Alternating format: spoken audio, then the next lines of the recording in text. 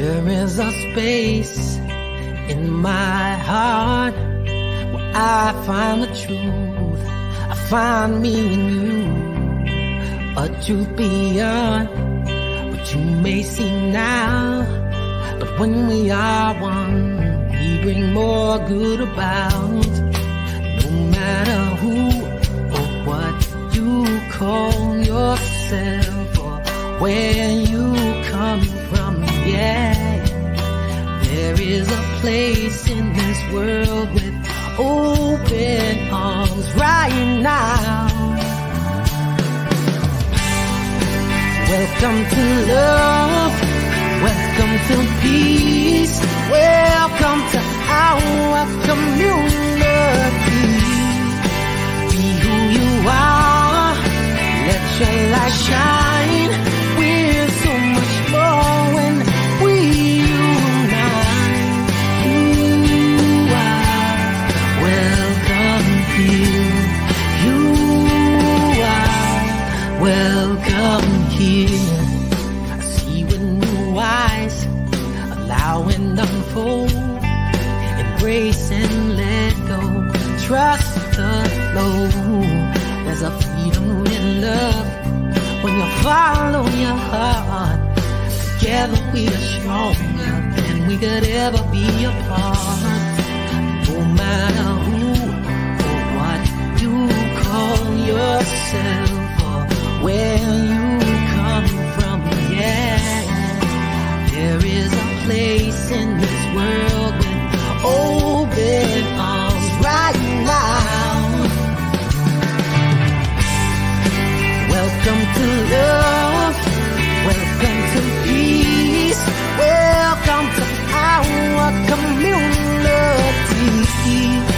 Be who you are, let your light shine. We're so much more when we unite. You are welcome here. You are welcome here. Breathe in and out, slowly feel all that's around you, all that you feel, all that you know. Let it go. Welcome to love, welcome to peace, welcome to our community. Be who you are, let your light shine. We're so much more when we unite, yeah, when we unite, oh, we unite, yeah, yeah, when we unite, yeah, yeah. You are welcome here. Love is welcome here. Peace is welcome here. You are welcome here.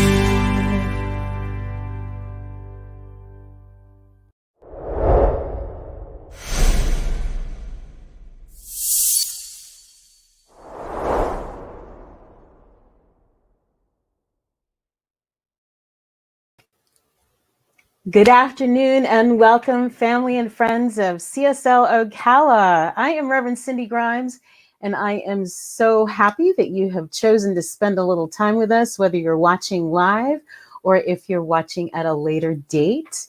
We have a great broadcast. I've got a couple of friends with me today, and I'm really excited to get our program going. I am also flying solo here in production, so here we go. Let's hope it goes smoothly. So if this is your first time with Center for Spiritual Living Ocala, I think it's important for you to know what is important to us and what we value as an organization. We are just one of many centers for spiritual living that are located all over the world. especially here in the United States. That's where most of us are, and lots in Canada. And this is what we stand for at Center for Spiritual Living Ocala.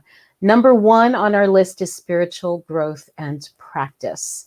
That is the reason that we come together as a community, to grow spiritually and to learn from one another. And, it's always practice. We get lots and lots of opportunities in this adventure called life to practice. We value love. It is right there at the top of our list, along with appreciation and community. Thank you so much for being part of our online community. We have a community that also meets in person when there's not a pandemic. We value freedom and creativity, freedom of expression, to be all that you can be, health and wholeness in every realm of life. We value generosity and also financial well-being. And here is our vision and our mission at Centers for Spiritual Living Ocala. We are a model center for spiritual living, as evidenced by the transformational impact we have on our spiritual community, the larger CSL organization, and the community at large. And what that means is that we are doing what we came to do if our lives are working and if your lives are working. In other words, that kind of ripple effect. It has to be working in here for me. I have to feel like my life is a success and that it's on track and that I'm doing what I came here to do. And then I want to see that for my family and for my community and for our country and our world. And so our mission is to empower individuals to awaken to the power and presence that lies within and all around them, so that they may live their best lives. And so how that makes us a little bit different than other denominations is the idea that we believe that we are already spiritually perfect, whole, complete. We come into the world that way. And somehow life knocks that understanding out of us. And then we spend the rest of our lives getting back to that place. So anyway, I am going to bring in my dear friend, Reverend George Stewart from the Center for Spiritual Living in Greater Boston area, or shall I say you are formally or in transition as you move into the next phase of your ministry. Indeed, in transition, absolutely, absolutely. I am so happy to have you join us and talk with us today about visioning. But before I set all of that conversation up, I'm really excited for my community to hear you do our invocation. You just always pray so beautifully, and it's wonderful to expose people to different ways of doing it. So absolutely. I'm going to let you have at it. Thank you, my love. Oh, let's just take a deep breath. Let's move into that inner space, into that divine reality, into that infinite possibility, into that wondrous universal allness. That awakening into this grand and glorious giving nature of the universe that gives of itself to and as and through all of creation, each and every one individually, and throughout all things seen and unseen, experiences, all things. This presence, this power is giving of itself all love, all peace, all joy, all perfection, all wholeness, all completeness, all overflowing, opulent, abundant good. And I know it is giving as me right here and right now. And as I know this for myself, I know this for each and every one who is here present, of the wondrous and glorious spiritual leader, Rev. Cindy, and of practitioner Donna, and of all in this community, and all who listen later, and all who are a part of this, because it is indeed one with everything and everyone throughout all of the cosmos. And so it is from this place of knowing this perfect, whole, and complete oneness that I can simply call forth this activity, knowing it is blessed and perfect and whole and complete. That is inspiring and uplifting and enfolding each one in a greater understanding of who they are as the grand and glorious beings that they are, the offspring of the infinite universal one mind. The universal love, the Mother, Father, God, the God of each one's understanding. And so in gratitude for knowing that all of the technology is blessed, that there is abundant giving to this community that is increasing its growth and activity in the Ocala area and beyond, and that there is good beyond the words that I can even speak in this moment. I am grateful. I am joyous. I am thankful as I let it be. I let it rest in the law of perfect activity where it is fulfilled in this moment. And I say, blessed be, amen, ashe, aho. And so it is.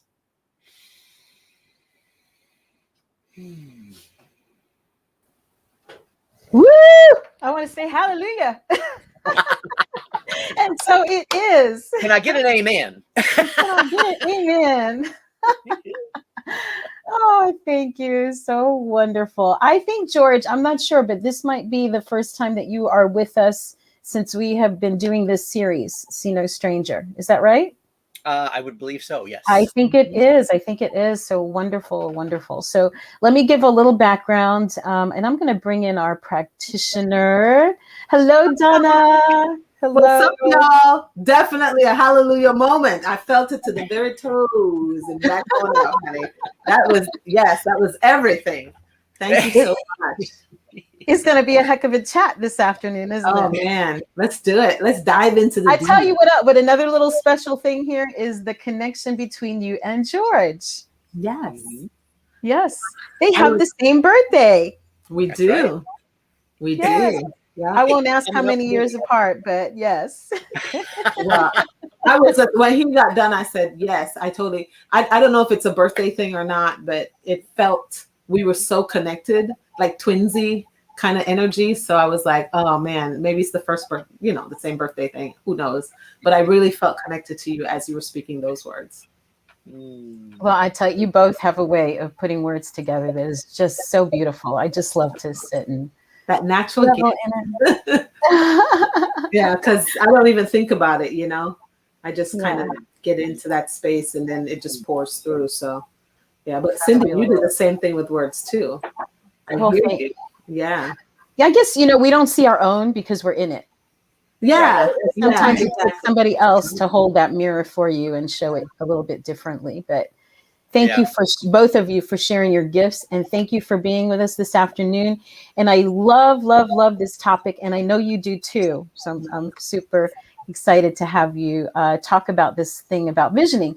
But in leading up to that, I want to let people know, if they're joining us for the first time or whatever, that we are doing a series that's based on the work of a person who's not Science of Mind or Centers for Spiritual Living. Her name is Valerie Kaur, and she's a peace activist, but the name of her book is See No Stranger. And the program that we're doing is the Revolutionary Love Project. Mm-hmm. Mm-hmm. And I love her defining of love because it includes others, it includes ourselves, and it includes those people that we consider opponents. Mm-hmm. And so how we do that in a very real and practical way. So this month we've been talking about loving our opponents and the fact that we need to let ourselves be able to rage first, right? Like have your safe containers of people where you can go before you put yourself in the line of fire, so to speak. Yeah. Right? So we need that. Yeah, I've been doing that. Yes? Today. Yes, I've been doing that. Going into the rage and allowing myself to tap into the others that are on the other side of it and just hearing them back and forth. It really helped me work through it. So, awesome. And they know who they are if they're listening. It's very helpful. Yeah. Well, opponent's a fluid thing too. I think that's the other thing I love about her definition. She's not calling it enemies. Right. Because it feel like, they're always on the other side. And you must hate them somehow because they're different from you. But an opponent is somebody who's just not with you in that moment. Exactly. You're not in a great, could be your kid, your grandkid, your, spouse, right? In that moment, being an opponent. Never the spouse. Never happens. I know. Actually, Norma and I are very lucky because I very rarely get into that space. But we have rules in place for that. Yes, boundaries and things. And the other thing, which was the other thing we talked about in terms of loving our opponent, was the capacity to listen. Mm-hmm. Right. So you allow yourself to feel whatever it is that you need to feel. Now you're open so that you can listen and hear what that other person has to say, and also listening to yourself. Right. So we can find ways to meet those needs. And now we're into the part about reimagining. What could this problem, what could this circumstance, what could this situation look like, at its best? So that's where I feel like we as an organization with this tool that we call visioning really shine. Oh, absolutely. Right? That we have a way for teaching people how to tap into that bigger picture of what could be the greater possibility, maybe that nobody's even seen before. Yes. Right. So anyway, the conversation today, we've been talking about visioning all month, but today is specifically about the process of it. And I know, because I've been privy to some of the miracles that have happened in your lives, both of you. Oh, yeah. Out of this process of visioning, that I would love for you to share your personal process first, like when you do it for yourself, and maybe, a profound experience through visioning for yourself. Right. And I'll let you, each one of you, take that on and share. So who wants to go first? Oh man, I feel like maybe I should go first. Okay, so I have used this process, I don't even know how many times. I mean, to the point where our daughter on her 21st birthday said, "Mom, we need to sit down and do a visioning for here on out." And I thought, wow, that's awesome. Because this process, I've done it multiple times throughout the day.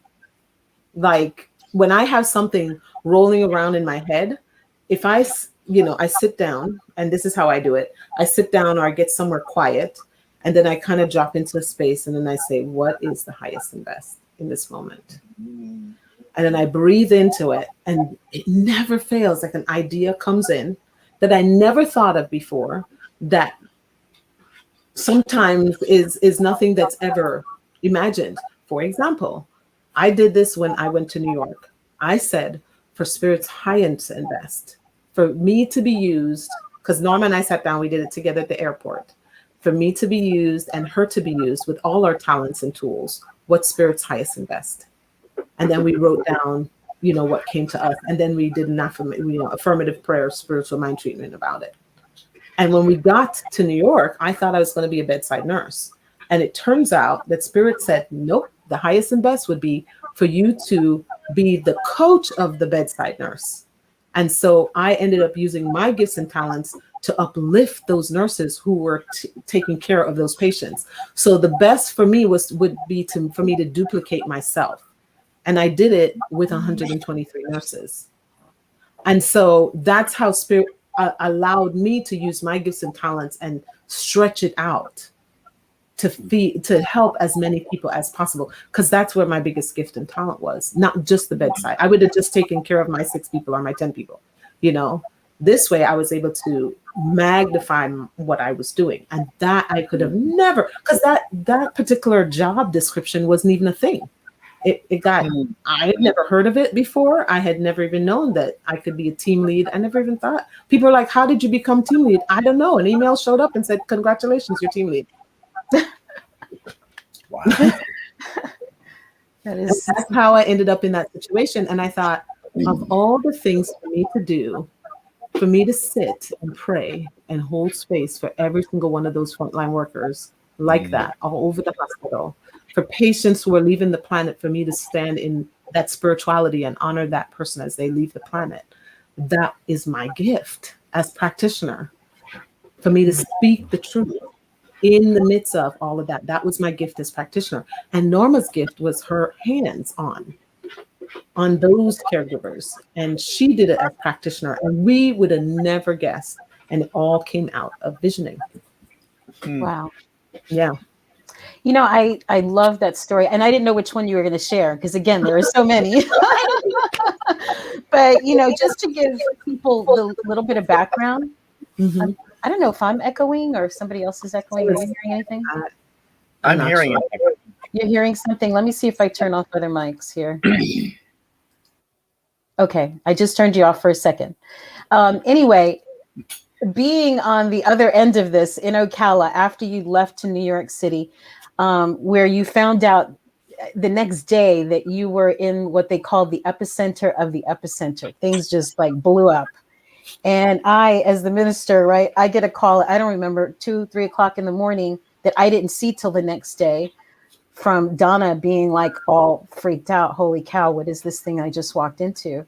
And and we prayed about it. And Donna does her work, she does her practices, she knows this stuff, so it's easy to jump into that mode when you need to.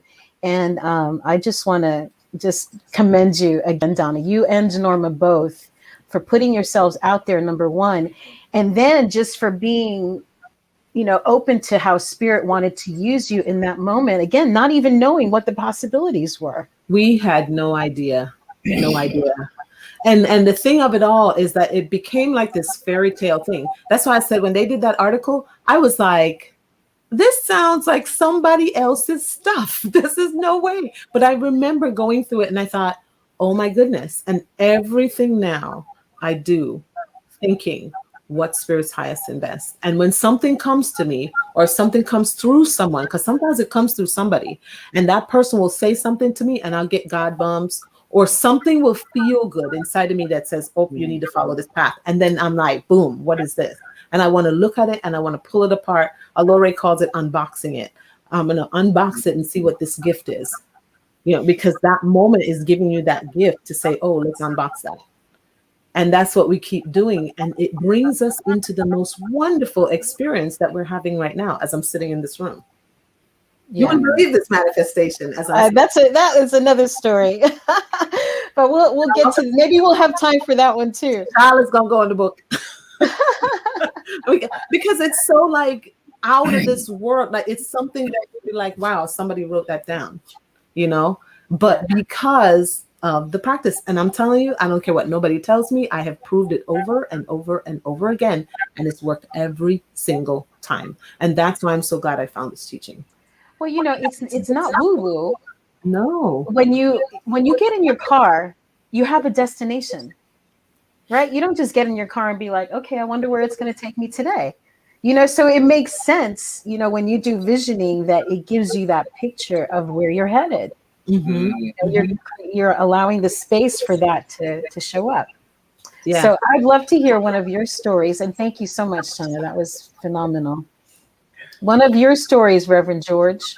Well, I think probably the most powerful one, which brought forth Greater Boston, would be that, the go-to for us has always been like visioning. We were a part of that at Concordia when it was rebirthing itself with a new minister coming on. And I think that was probably the first time I had experienced visioning. And it was George. Let Yes. me just real quick, because I'm not sure, there might be people on here that don't know what the process is. So would you mind interjecting that into your, telling about it, like, how it works, the questions? Sure. Absolutely. So, the visioning process is a beautiful process. First we begin by quieting ourselves and getting our ego selves out of the way, just kind of like setting that tone. Interesting thing, visioning is actually treatment. So you begin with your first step of treatment, which is all that the divine is, all that the universe is. And then you unify yourself with it, which is the second step. And then you open into the visioning questions. And the visioning questions are, what is Spirit's highest vision of whatever the activity is or whatever's going on in your life? The next one is, what do I need to become? The next one is, what do I need to release? And the final one is there anything else I need to know? Those are the basics. You can change those and they can be added to, and you can evolve it into more questions if you want. And when you are finished, you actually do a thanksgiving for the vision, and then you do a release, just like you would in our scientific prayer, our spiritual mind treatment. And so it is this beautiful process. So it's always been my go-to ever since I've experienced it. And that is what happened with Center for Spiritual Living Greater Boston, is that once the idea was formed, there was something coming, there was something bubbling to the surface. We sat down in our back room in our house in Rhode Island with Barbara Fewitt, Rev Ed, and myself, and we visioned for what this was going to be. It was going to be a teaching chapter at the time because we were practitioners. And it was amazing how that whole process, that vision actually became our mission and vision statement for the community. It actually unfolded into a full mission and vision statement for our community just from that one visioning process. And we have been a vision-led community. And I'm so grateful that recently we have reopened our visioning and having it once a week, whether there's one person there or 30 people there. It doesn't really matter because it's not the numbers, it's the setting the intention. And spirit is then able to fulfill itself through that. So here it is, you know, we ended up becoming a center, and 10 years later, there is still a thriving and strong community, a core group of people who are saying, yes, this is what we are and who we are in the world. And that's probably the most powerful manifestation of visioning that I've experienced, and where we've been through all of that process has been amazing, truly amazing. And now, as I alluded at the beginning, Spirit is now giving you another vision. Indeed. Spirit has actually, well, it was interesting because it wasn't through visioning. It was actually through a sleepless night, which I seldom have a sleepless night. I jokingly say I can sleep through a train wreck. And I literally did sleep through a car crashing through the neighbor's concrete block wall once. People said, "You missed that?" I said, "Yep, slept through it." But what came to me was that there were things going through my mind, and then at the end, I just got this clear thing that said, "You are done in Boston." And I went, "What?" I just got that. And then it was like, but no other guidance, no other things. And so I had to move into my spiritual practice in order to really understand what that meant and what that was supposed to look like. And that, the interesting thing is, right after that vision, I received a call from someone who said, "Well, I'm being called to pulpit ministry, and I'm being called to Boston." And it was the last thing I ever imagined for myself. And so that's what's been going on at the community. We've been collaborating to come back together in person, and then I did my spiritual work, and it was clear that I needed to move on, that it's not, I'm finished in Boston. And so Rev Ed and I both are, we turned in our resignation, and we will be leaving on October 8th. That will be our final day with the community. And I feel very strongly that Spirit has got this and is taking it. Wow. Amazing. That's amazing. It is. Well, I'm trying to think. My most profound experience in visioning, I've actually shared it a couple of times, but it had to do with when I went for my ordination panel the first time. And, for people that don't know, in our denomination, you have to be in the pulpit for 3 years before you're even up for ordination. And so it's a whole process with a panel of people. I had to travel to be there to the Center for Spiritual Living in Dallas. And I didn't pass. And if you can imagine what that would feel like, it was not pleasant. I was the only one of a dozen people that didn't pass. And, and then it was at the beginning of the retreat of the event. So then I had to spend the whole rest of the weekend with everybody being the only one that didn't pass, and like all that drama. And so the first thing we did as a group after the paneling, and there was about 100 ministers, was a visioning session.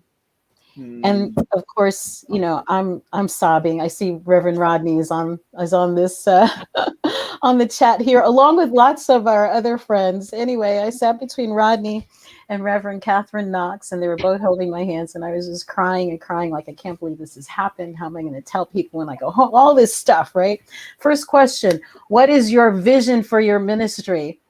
I'm like, I don't know what my vision is. I don't know who I am. I don't know why I'm here. I want to get on a plane and go home and crawl under the covers and never look at anybody here again. That's the first question. The next question is, what do you need to release? And so I knew that was easy. What do I need to release? Like, I need a book for this, right? Anger, embarrassment, resentment, you name it. All this stuff, just came out very easily. Next question is, what do you embrace? And I sat in my seat for just a couple of seconds, and it hit me. I embrace my power. I embrace my power. You know what just happened here? This doesn't matter. I do know who I am. I do know why I'm here. And it was just like a whole shift that happened for me, that I knew, even though I went on a bit of a roller coaster after that, up, down, all of that, I still knew that I knew who I was. Like, I had the power. And it doesn't matter where I go. It doesn't matter what anybody else says. What matters is what I know about myself.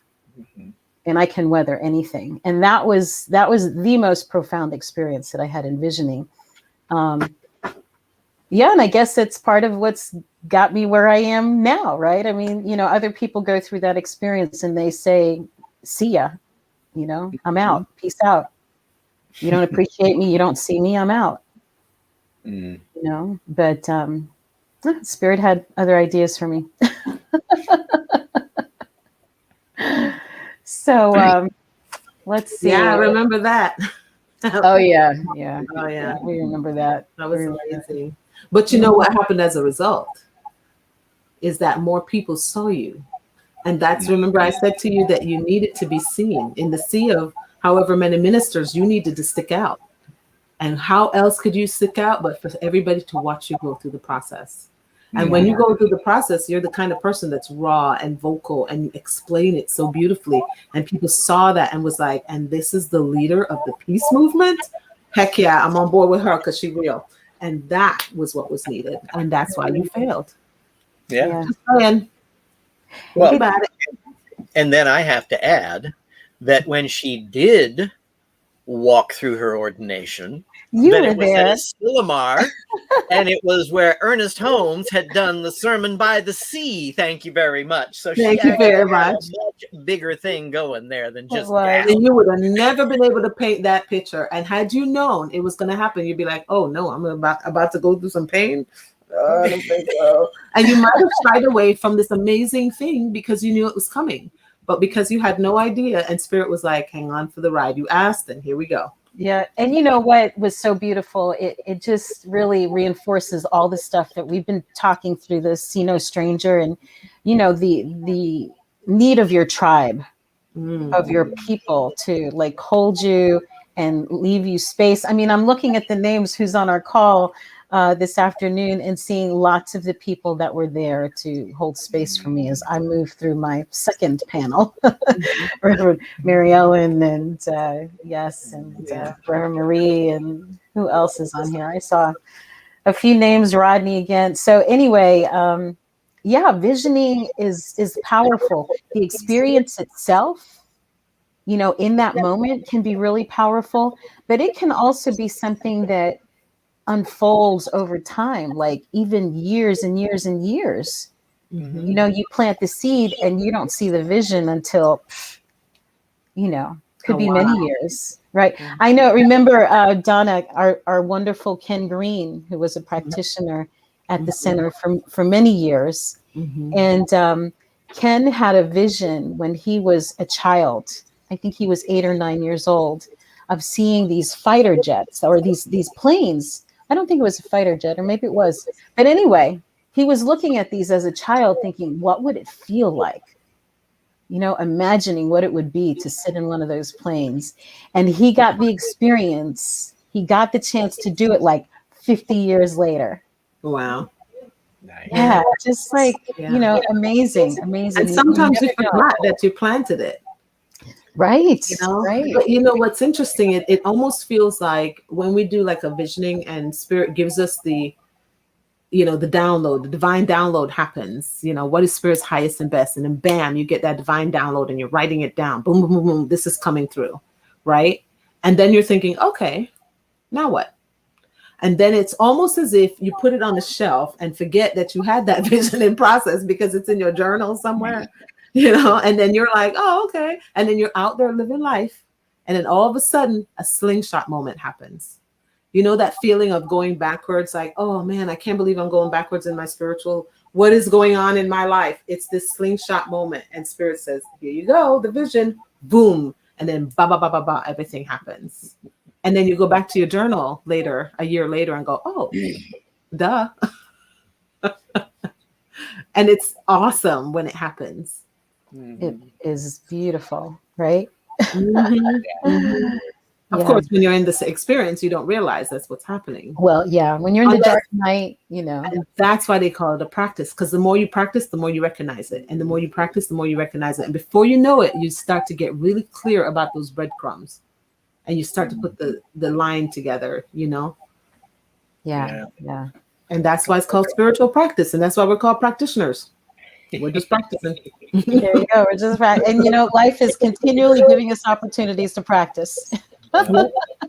All kinds of things, that look like they're going wrong or whatever the challenge might be, and we have an opportunity to practice. The laboratory of your life. You say that a lot, Cindy. I love that. That's not mine. I can't claim it. That came from Mary Morrissey. That's awesome. Right? That is awesome.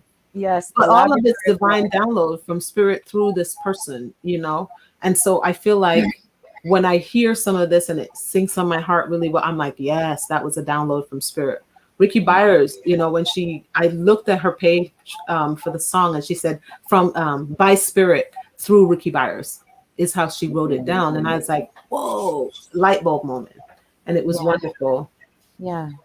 So I want to make another little, distinction here about how visioning prepares us and really is in line with how things really work. So most people think, I'll be happy, I'll be joyous, I'll be whatever, grateful when I get such and such, when this happens, I'll be happy when, right? And so it's like, you got to have the thing so you can do what you want, and then you can be happy. And what visioning does is it changes the whole process around. So you have to be the thing first, right? So then you can have it. And then, you have that experience, be, do, and then have is how it works. And how visioning helps to put things in right order. Yeah. Right. Either of you speak to that? What do you want to say about that, George? What I'd like to say to that is that it's true. So the first question is, what is spirit's highest vision, right? Or what is God's highest vision, or whatever term we want to use for the God of our understanding. And that is what is coming purely from spirit. That's when our ego is all the way out of the way, and you just open up and let whatever comes forward to come forward. But then the other three questions are actually spirit's work for us, our spiritual practice in order for that vision to come to fruition. So when it's saying, what do I need to become? Wow, what do I need to become? And sometimes the things that come through there, and I'm sure you've experienced this as well. You see these words and you're like going, oh, really, spirit? You talking to me like that again? It's like, am I still doing that? So it's like, but it's your work to do in order for the vision to fulfill itself through you and as you, because you are a part of that manifestation of that. And so that's why what do I need to release? Usually it's old ideas, old beliefs, fears. Sometimes for me, it's like I need to release myself fully and wholly into God, which is like just amazing to think about that. It's like, wow, that is like total and complete trust, and then anything else can be the most amazing and interesting things you could ever imagine that come up in that process. And sometimes it's visions, it's pictures, it's colors, it can be anything. And that's what I love about it, is it's so broad, and there's no wrong way to do visioning. That's what I really love. It's as long as you're following these basic ideas, it's always perfect. And some people have trouble with that sometimes. But you just have to trust that whatever's coming through is spirit. And if it isn't, the next time you do it, it's going to tend to fall away. And that's what happens with visioning. As you continue to do it, it changes and shifts, and you start to see, oh, there was ego in that because it's no longer showing up. Oh, there was this and that, so it's no longer showing up. So these essence things start to come forward as to what is spirit's highest vision of itself, as whatever the activity is, or as me, or as my ministry, or whatever it is. But what's so important is that first step, which is the recognition.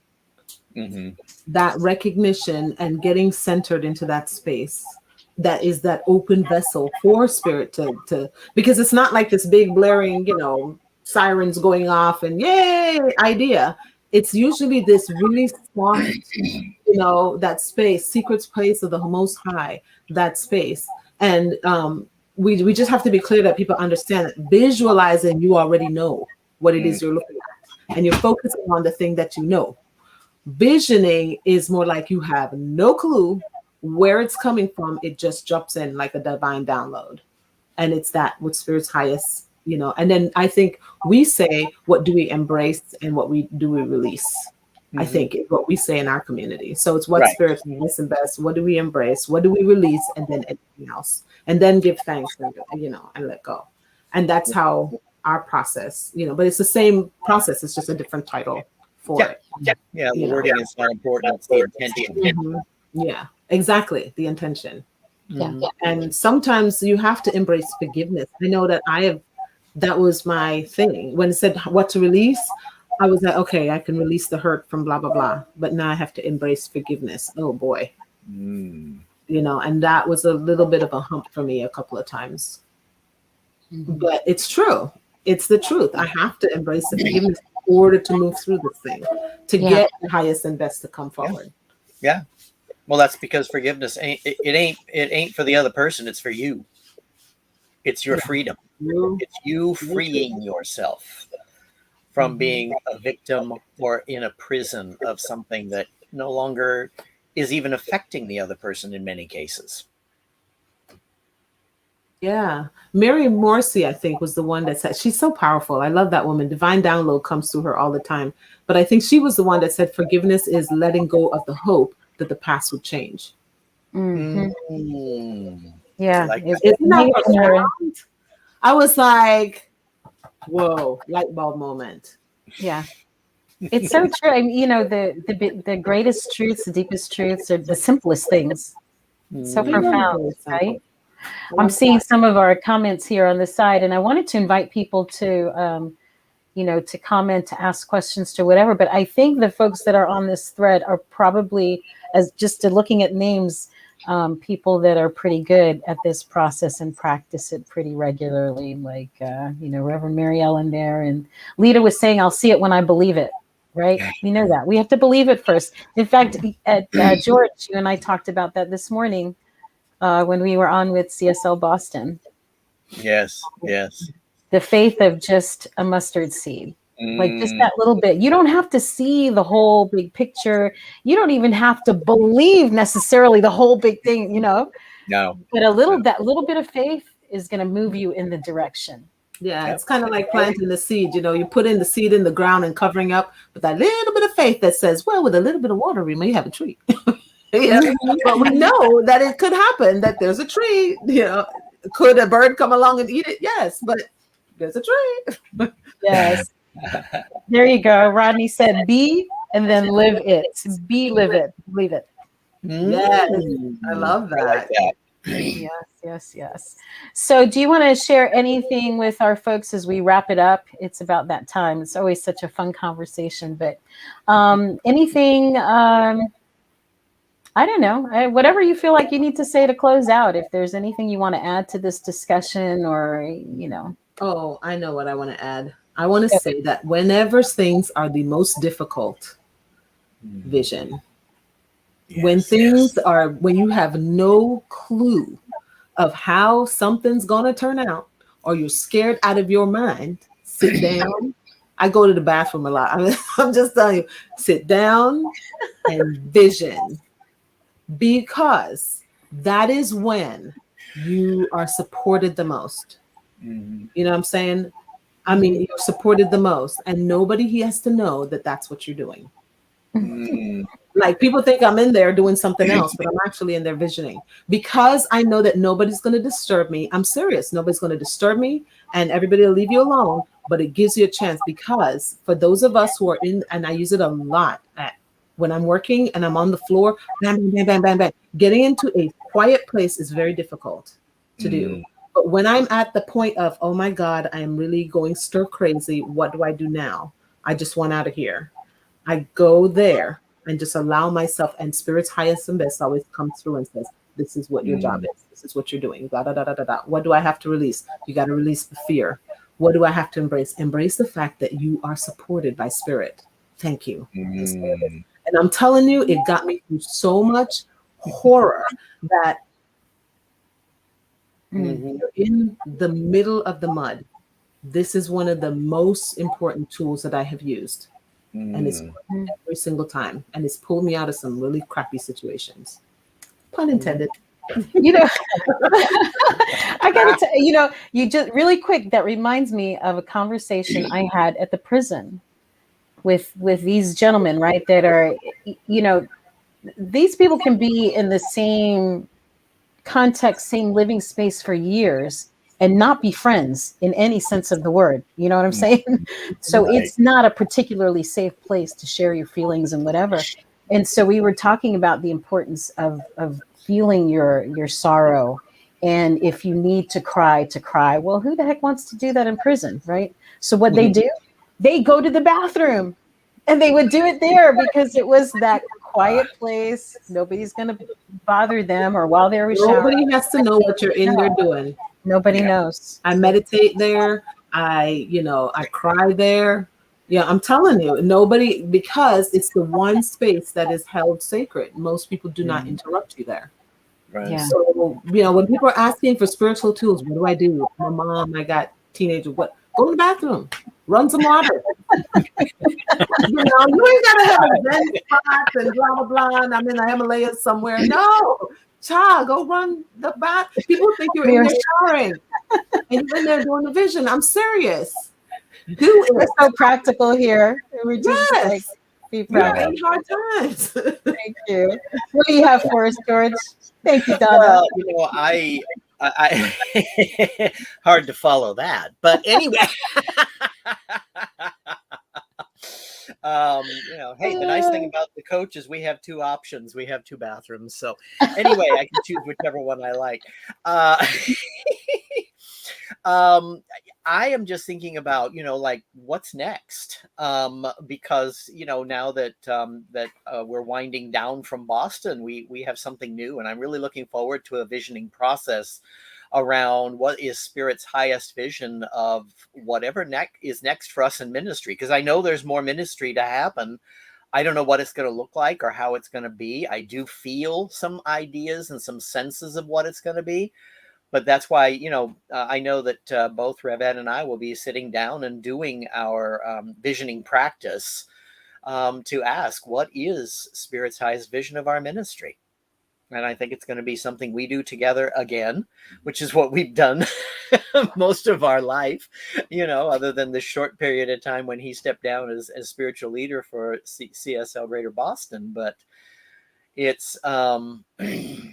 I'm really looking forward to that process and what that's going to unfold and what it's going to be, because I know it's going to be truly amazing. And I'm so thrilled at thinking of what it's going to be and how it's going to look. I just can't wait to see what Spirit's vision of that is. Mm-hmm. I love doing it with other people. The visioning process is so much fun to do with other people, because the things that come out, sometimes you have common threads, and that's really neat to do it with other people. But with couples, it just works really, I think, really well, because it puts you in a space of grace between the two of you. Norma and I do it all the time. And so it's so awesome to hear that y'all are doing that. Of course, I knew y'all were. You already knew that. Oh, thank you all. Thank you for a wonderful conversation. I hope that it was inspiring, maybe and enlightening for the folks that were on with us. And I'm going to invite you both to be on the Zoom conversation afterward. And of course, anyone who's been on the chat at all, we'd love to have you. Let me see if I have any questions here. Any other questions to wrap it up? I think we addressed everything. We had a great group today. Thank you so much. I love you both dearly. Did we put the Zoom link in the chat? We got to do that. Somebody's got to do that. Okay. Let me see. We are without our Somebody will do that. Yeah, somebody will do it. Yeah, somebody will do it. I know it. We're visualizing it as we speak. We're visualizing. Oh my goodness. But somebody will find it, I'm sure, and paste it in for us. So anyway, I'm going to let you two go and wrap up our program, and then we'll see you on Zoom. Love you. Thanks again. And our conversation next week is going to be applying our visioning process to some of these bigger things that we've been talking about. So love you both. Thanks again. See ya. All right. I hope you had as much fun with that as I did. I love these people. I love this process. It's just a wonderful teaching philosophy that's very practical, and the people in it are just awesome people. What can I say? So I'm going to, let's see, it's time for us to do our offering, sharing our gifts and tithes. And so I don't know if you know, but we are a tithing community. As things come into us, as we get donations, we also tithe those out. So it's about keeping things in circulation. So whatever it is that we want to experience in our lives, whether it be love, friendship, money, whatever that is, we need to put the wheel in motion. And so I just invite you to support Center for Spiritual Living Ocala if this is the place where you feel like you are spiritually fed. We would greatly appreciate it. And we have a couple of ways for people to share their gifts. And let me see if I can get that scrolling across here. But anyway, I just want to let me do first our affirmation. And it is this: it is the nature of life to give of itself. As it is the tree's nature to bear fruit and the flower's nature to bloom, it is my nature to share the gifts of my time, talent, and treasure. I participate in the divine flow of life, giving generously and receiving abundantly. I am blessed and I am a blessing. I am so very grateful. And I'm so grateful for you all. Now, let me see if I can get this thing to scroll here. Maybe it's a banner. So let me tell you how this works here. I think this is it. Yep. Awesome. So if you have a smartphone, what you do is you text message, actually, the number that's scrolling across the bottom. It's 352-320-5110. Once that is set up in your phone, and it's super easy to do, you put the amount that you want to donate, and it will go right from your account to ours. Or you can do it the old-fashioned way and go to cslocala.org/donate and donate via PayPal.